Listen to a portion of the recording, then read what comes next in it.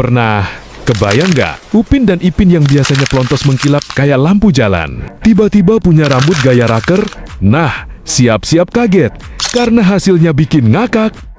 Para hadirin semuanya, kali ini kita akan melakukan hal yang sangat bersejarah. Kita akan mengubah karakter Upin dan Ipin yang biasanya tanpa rambut, menjadi punya rambut dengan gaya raker. Iya, beneran, raker yang biasanya Assalamualaikum Opa, sekarang bisa jadi Assalamualaikum. Konser dimulai. Seperti biasa, pertama kita buka aplikasi Gemini. Lalu kita masukkan gambar yang mau kita ubah gaya rambutnya. Di contoh ini, saya pakai karakter Upin dan Ipin. Dan kita siap melihat hasil transformasi paling legendaris sepanjang sejarah perupin-ipinaan. Jadi, simak videonya sampai selesai. Karena rambut mereka kemungkinan besar lebih keren dari rambut saya sendiri.